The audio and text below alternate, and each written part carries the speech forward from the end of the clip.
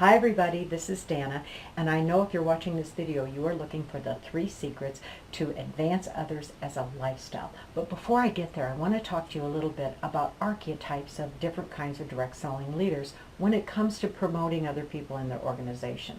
You know, there's the accidental leader, and that's the one who just says, oh, she's going to do it. That's just great. And, you didn't really have any hand in it at all. You just kind of let it happen. Then there is the incidental kind of leader, and that's the leader who maybe says, oh gosh, you'd be really good and you should try leadership, but you really don't do a lot with it. And then incidentally you say, oh, you're close, maybe you want to keep working and get one more recruit, or maybe you need to sell this next level to get to level 5, and you really don't get actively involved. Then there is what I would call the provisional leader. And they're the ones who say, I need this promotion, so I'm going to work with these people, and I'm going to promote these people to become a director, or become a manager, or become a team leader. And so it's all provisional. It's provided that I get something about it. And the final level is lifestyle. And that's when you are promoting people on a consistent basis, month after month after month, whether you need the promotion or not. And that's the kind of direct selling leader that I know if you're watching this video, you want to become. So I'm going to give you 3 secrets that have worked for lifestyle promoters that are huge. You've got to stop thinking about yourself and focus on others. And these 3 secrets are going to be those secrets that will help you and remember as long as you are a leader. So the first one is that everywhere you are, whether you're in a recruiting conversation, whether you're at an appointment, no matter where you are, always speak about the best of your opportunity, which is leadership. In other words, don't downgrade it. Don't start by the skim milk. Don't start by talking about, oh, well, you can just come in and just get a discount, or you can just come in and do it for a hobby. No, always speak about the very, very best, which is about people who are earning a significant income. And if it's not you yet, then point to other people who are making a significant income and talk about that you're on your way up to earn as much as you possibly can, or as much as you want to at least. I think that's really important. So that's the number one thing, is to always be speaking about leadership. There's a story that I just was telling to people, and someone tried it out. It's just amazing. Basically, my mentor told me, what's the amount of money that you would want to make that would make you really happy? And I told her that figure, and she said, I want you to use that figure wherever you go. And I want you to say it, and say it out loud, and the kind of people you will attract will be very different. Well, guess what? In the first year, that's the kind of money I made.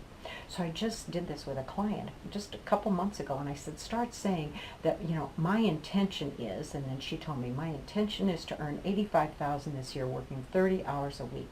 And she said it was amazing what happened. She did it at her first party, and at her first party, of all the people there, she had 4 people take recruiting packets, and 2 of them sign, because they're looking for something different, not just, oh, well, we make about $100 or $200 a party. They were looking at the bigger picture. So I believe that this first one is important for developing leaders. The second thing that I think is really, really important is a belief that you have to have, that everyone who does the work can be a leader, and everyone can try leadership. Now, here's what I mean about that. Maybe the person that you're looking at says, well, I don't know if I really want to do it, but they could try it. If they did the work, they could try out leadership for 6 months. And you have to be in such a good mindset that if that person became a leader and decided to walk out the door after a month, or 2 months, or 3 months, or 6 months, or 6 years, that you would be okay with it. That's a belief that you have, that you're not a cult. We're not going to hold these people forever, but they have the right to try director, or they have the right to try team leader, or they have the right to try to be a manager. That's, I think, an important belief, because if you believe everyone can do that, then that opens the doors wide to the people that you're going to work with. So the third secret to help you become a lifestyle is to always have a pool of future leaders. Now, this is interesting, because oftentimes I'll talk to people and they have 20 people on their team, and I say, who's your future leader? None of them want it. None of them do it. And I said, have you invited each one of them to hear what their future could look like? No, I just know they don't want to, because they're not doing anything. And I'm going to tell you something. That is a secret that that will serve you well. If you realize that in that group, that if you talk to people and find out their what and their why and what it could look like and invite them to try leadership, you're going to have a bigger pool. But if you can honestly say, I've got 3 people, none of them want to be a leader, that's it, that's all I got on my team, and then you need to be recruiting, and you need to be recruiting future leaders, and go back to number 1, which is to always talk about the leadership opportunity. Those 3 secrets will help you move from being intentional to being a lifestyle. Finally, it's not a secret, but it is something that works.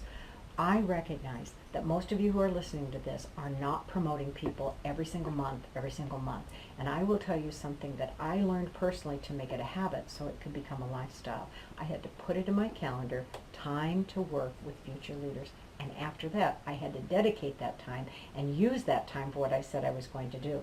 So if I had said I'm going to work this many hours, 5 hours a week on future leaders, and I didn't have one, then I need to be out there hitting the streets and finding people who would be a future leader, whether it was in my organization or recruiting new people.